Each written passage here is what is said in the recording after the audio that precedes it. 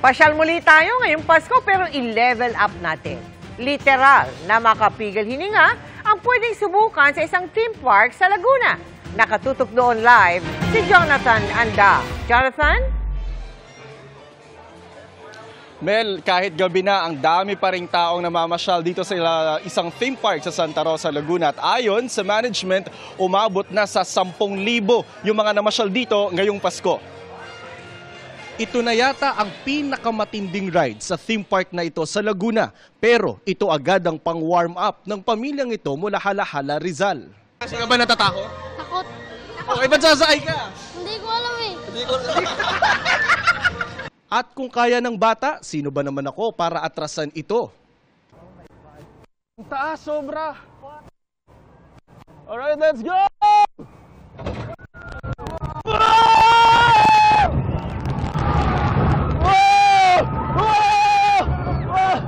Ayoko lang dumilan!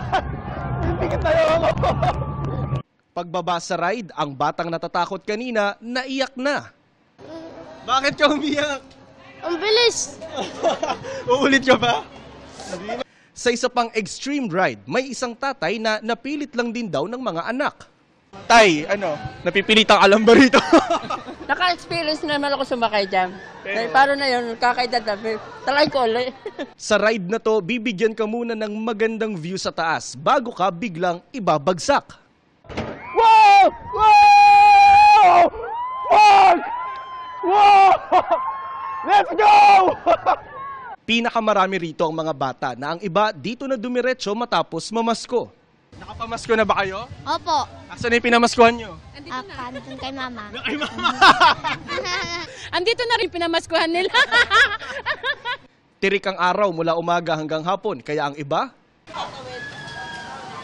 Basa ka na! Okay lang, mainit naman.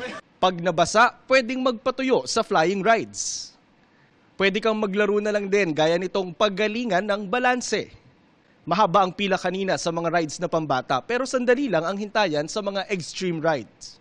Hindi pa masyadong dagsa pero inaasahan namin na itong darating na linggo na ito, which is our busiest week, dadami pa yung mga tao. Mel, 7:45 ngayong gabi magkakaroon ng parada ng mga mascot ng Enchanted Kingdom at ang alas 8 mamaya ay ang inaabangang fireworks display. Simula po rito sa Santa Rosa sa Laguna. Sa ngalan ng aking buong team, ako po si Jonathan Andal. Bumabati sa inyo ng Maligayang Pasko! Balik muna sa iyo, Ninang Mel, namamasko po. Maraming salamat din sa inyo. Merry Christmas, Jonathan Anda.